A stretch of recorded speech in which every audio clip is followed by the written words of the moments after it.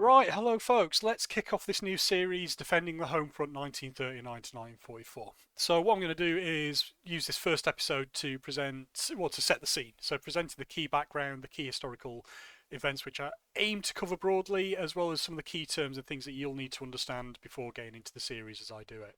So as with my other series, this will be presented chronologically, and the aim is to demonstrate the key defensive strategies employed to defend the UK during the Second World War, while drawing attention to the individuals responsible for planning these defensive strategies, and also ensuring that the units responsible for frontline defence at a national level are properly considered and credited for their role as they undertook it during the Second World War.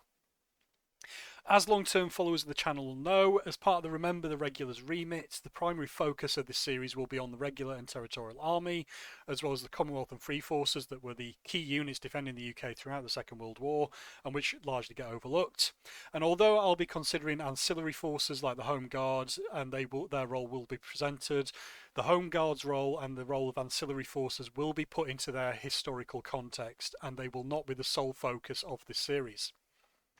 So what I'll also be doing as well is presenting the national picture in terms of the scheme of defence, which is quite a broad overview, but where possible I'll be providing more detailed what I'll call vignettes of local defence at a local level when possible, and to show a more detailed local picture in some of my key research areas, so East Yorkshire and Norfolk, and where possible on the south coast, which, although it gets all the attention, I think for context I will put some more detail into how the south was defended, despite this being one area of the UK's defence. So the primary aim of this series overall will be to ensure that a historically accurate depiction of the UK's defence during the Second World War using primary source evidence is presented, and one that avoids the common tropes and limited focus that is often attributed to this subject. So, like I constantly moan on about, when it comes to the defence of the UK, pretty much everyone just focuses solely on the Home Guard or the sexy, sneaky, beaky auxiliary units and the like, and then largely ignore the primary fighting force and more prevalent fighting force that was the Regular and Territorial Army et al. So, before we get into the main content, though, I thought it's best to start with an introduction to cover the main terms I'll be using throughout the series, as well as the overall context for the UK's defence, just so that we're all starting on the same page and we all have the same background knowledge to work with. So I'll also be presenting a basic timeline of events in this video, which will be the basis for the broader series as well. And then finally, I'll be presenting the series as I undertake my research, so it may differ slightly from the timeline I propose in this video. Because as I'm going through, as you've seen in the Invasion Threat series, I'm coming across new information all the time, which means I have to change how I present this information as I go along, and this series becomes a bit different to how I'd envisaged it. And I'm also not going to bother doing a general outline of the episodes at this point, because I just don't know what information I'm going to encounter. But I think this approach has worked well for the Invasion Threat series. It's also worth noting as well that to properly understand the context within which the UK was defended, you will need to watch the Invasion Threat series up until the point that I've got to, because that adds the much needed context to which the UK was reacting in terms of defence. And as that series is ongoing as well, what I'll try and do is try and make sure that I don't go too far with the Defending the Home Front series, so that it overtakes the Invasion Threat series, but that's something for me to work out in the future. So that's a message for future Chris to remember that. Okay, right, with that all out of the way, let's start by taking a look at the sources that I'll be using. So as you've seen in my other videos, primarily I aim to use I'm just going to say primarily because that's the word that's on the tip of my tongue. I primarily aim to use what are termed primary sources. So these are original sources of information, which I'll be outlining in a second, but these are the baseline data that I aim to use as part of this series. So I, as much as possible, try to avoid using secondary sources, so books that have been published later, anecdotal evidence posted online with no attribution. I like to go straight to the source, and to do this I'll be using a series of documentary sources which are largely accessible to, well, are pretty much entirely accessible to members of the public. These will be the War Office Home Forces War Diaries, which are held in the National Archives in Kew under reference WO166, and I'll also be using the War Office Home Forces Military Headquarters papers, which are often known as command files, which are held under reference WO199. All references that I'll be using will be quoted at the bottom of the slides that I use during the series. So if you want to check out the source of information and go to the National Archives to either corroborate or find out more, then you'll be able to do that using the primary source that I present. I'll also be using the Cabinet War Files, so those of you who've watched my Invasion Threat series will see that I've been relying heavily on these. The Cabinet War Files are available for free in the UK via the National Archives website if you're a resident of the UK, and again I'll be presenting the references to these at the bottom of the relevant slides. Cabinet War Files are kind of like the briefings presented to Parliament and the War Cabinet, and incorporate a vast amount of information, which is proving very useful for assessing different things. While the War Office War Diaries, so War Diaries are the war diaries kept by the various units of the Home Forces, and the command files are slightly different in that they're military headquarters papers, so upper echelon information and data collated by various units of the Home Forces, generally Southern Command, which is a bit odd, but before I go off on a tangent, I'll stop myself there. Okay, so throughout this series, I'll be relying mainly on these primary sources of information. Any additional sources that I consult will be fully attributed in the slides. All the references I use will also be presented in my slides as well, just to show, well, to essentially show my working out and show that I'm not using poor or duff information or secondhand information. Any theories that are my own will be presented as such as well. I will highlight any theories that I have which I can't corroborate as my own in the just in the presentations, just to avoid any confusion. What next? So, to properly understand how the defence of the UK was planned throughout the Second World War, we need to first start by looking at the people responsible for planning that defence. And the primary person responsible for coordinating the defence of the UK during the Second World War was what was termed the Commander-in-Chief of Home Forces. The role of Commander-in-Chief of Home Forces was reinstated upon the outbreak of the Second World War. The Home Forces and the Commander-in-Chief were something that had their basis in the First World War. So this role was established during the First World War to coordinate the defence of the UK, as well as coordinate the training of units based in the UK too. So it's quite a broad role, but it was their responsibility to plan and implement the defence of the UK during the First and the Second World War.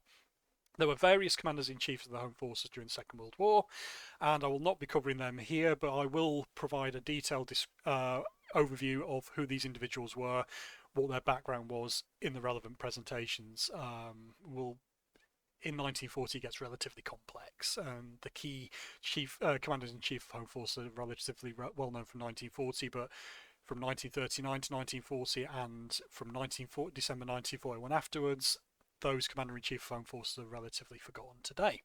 So I'll be ensuring that I provide a key history of these individuals, but to start off with, you need to understand that it was the primary responsibility of the Commander-in-Chief of Home Forces to coordinate the defence of the UK during the Second World War, and because there were several individuals involved in this, each one had their own spin on things and the way that they would approach the defence of the UK. And a lot of this was dictated by the situation within which they found themselves, which is a key thing to consider later on.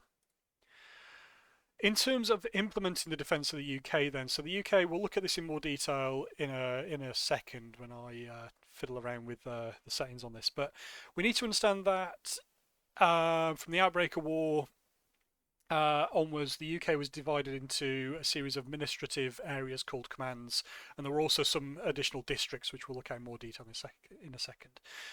These commands fell directly below the Commander-in-Chief of Home Forces, and it was their responsibility to implement defensive strategy as outlined by the Commander-in-Chief of Home Forces at more local level.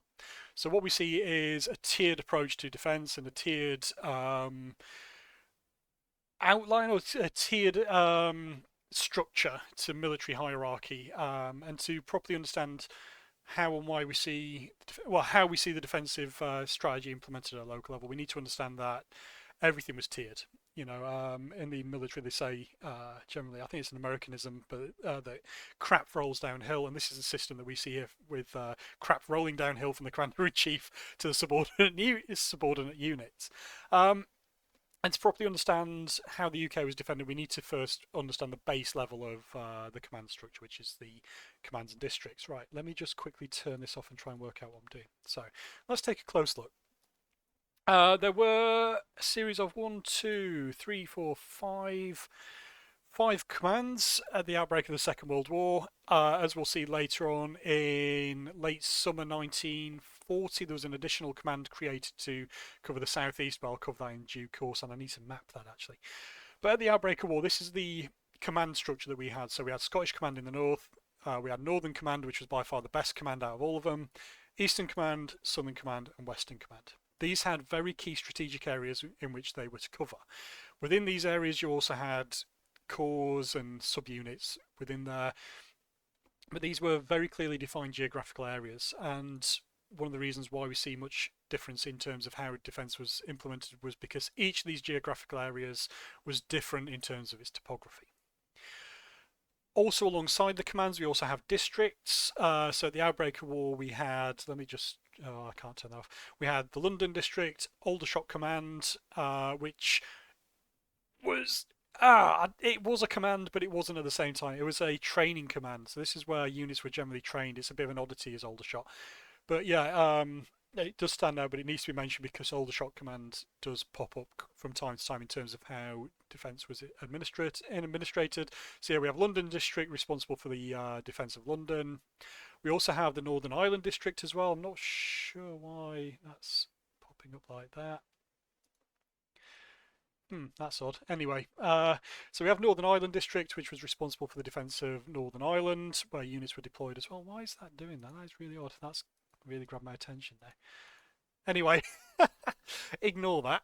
I've missed out on the counties. Anyway, so yeah, we also have these districts as well, which are kind of sub commands, which had local defensive responsibility. In the case of London, it makes sense because London was the capital, so that had its own district within which units were deployed to defend. And Northern Ireland as well is similar situation there. Okay.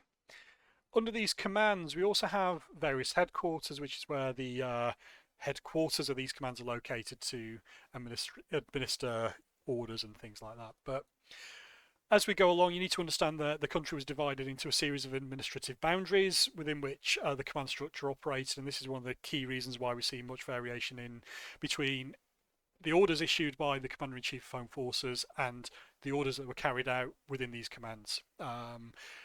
So one of the key things I've come across in my research looking at East Yorkshire, for example, is that Northern Command put off static stop lines as long as they possibly could, and by the time they were getting around to implementing this well-known static stop lines, the defensive strategy of stop lines had been halted and ceased, so they never really got around to building the majority of the national stop lines that they were required to, for example, and this is something that we'll be looking at during this talk. Right, back to the presentation. Let me try and work out how to do this slideshow there. So that's the commands. We also need to understand the basic order of battle of the Home Forces. So if you're not in the military, this is something that can generally... Well, this is massively complex, and it's something that's confused the hell out of me for many years, but to get you off onto a good start, you need to understand that under each command there was a further additional military structure. Below command you had corps, so each command was generally responsible for 2 corps. The corps system was only implemented following the fall of France in mid-1940, which is something I've only just recently picked up on. Each corps had 2 divisions, each division had 3 brigades, each brigade had 3 battalions, each battalion had 4 companies, each company has 3 platoons, and each platoon has 3 sections.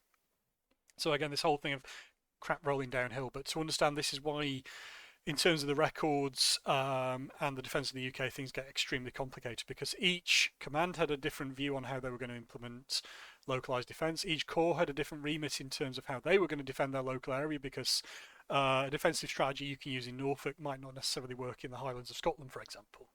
Same with each division, each brigade, each battalion. In general, the records are kept down to battalion level, but they do give an insight into company and platoon level, and in some rarer cases, section level as well.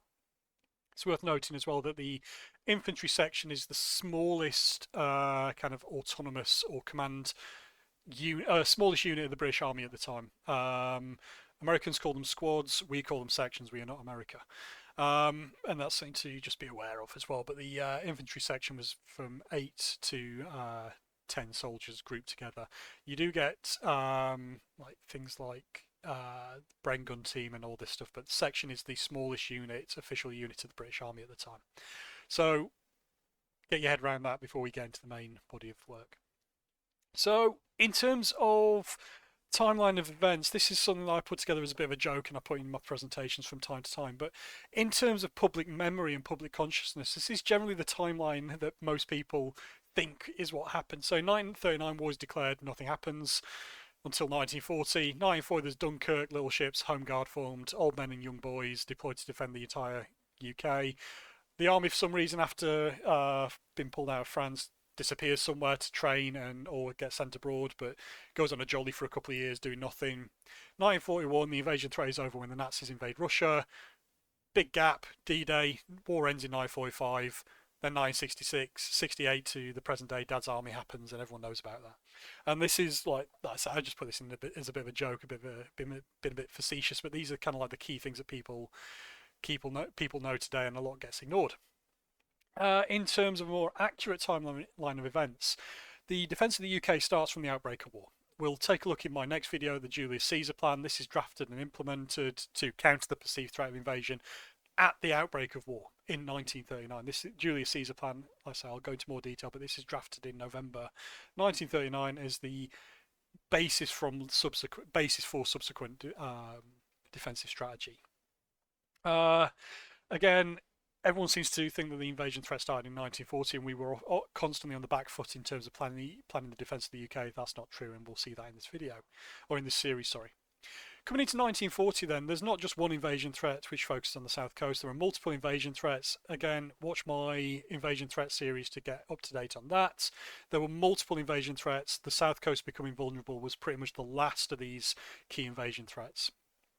There were also major defensive strategy changes throughout 1940 which were associated with changes in the Commander-in-Chief, changes in the threat of invasion, and also the addition, the adoption or incorporation of units pulled out of France into this defensive structure as well. So there's massive change, multiple threats of invasion. As we know today, the invasion never came in September 1940, and over the winter of 1940 to 41, this gave the Home Forces a period of consolidation. So over the winter, units were pulled inland. Again, I don't want to go off in too much detail about this because I'll cover this later. Units were brought in for training.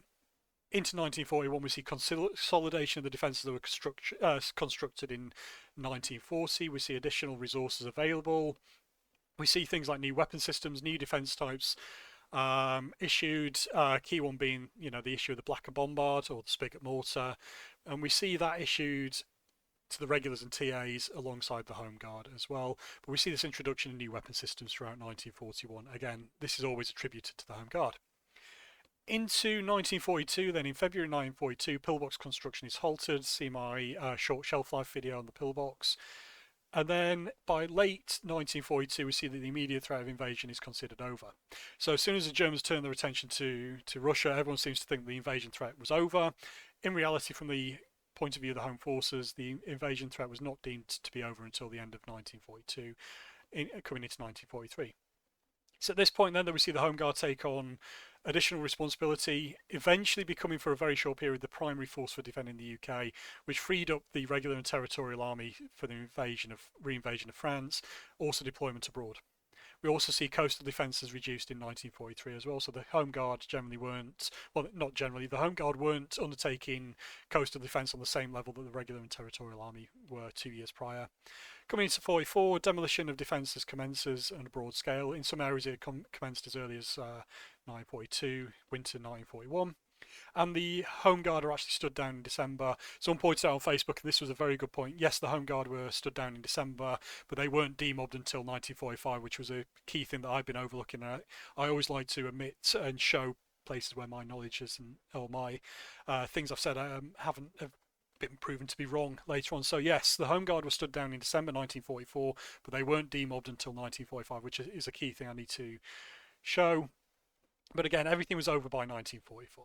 So that is a more accurate timeline of how the UK was defended, and this is going to be the basis for much of this series. But it's also going to be amended over time as new information comes available as I go through and properly consider the history. So this is, I'll be presenting my findings as I go along, but this is very much a learning process for me as I go along as well. It gives me the time to properly consider many of the documents that I've got in my possession, and also get my head around them and present that information to other people, save them having to try and get their head around them, the documents like I do. So this video is literally just a broad overview of what I aim to do with this series, the rationale of what I want to do and how I'm going to do it, and also a prelude to my upcoming video. So the next video, we will take a look at November 1939. We'll look at the implementation of the Julius Caesar plan. We'll look at the guy who was responsible for planning that, and we'll look at the deployment of units as a result of the Julius Caesar plan, almost from the outbreak of the Second World War up until, let's say, early 1940. So that's the introduction to the series. Hope it's been useful. I'll catch you in the next one. See you all later.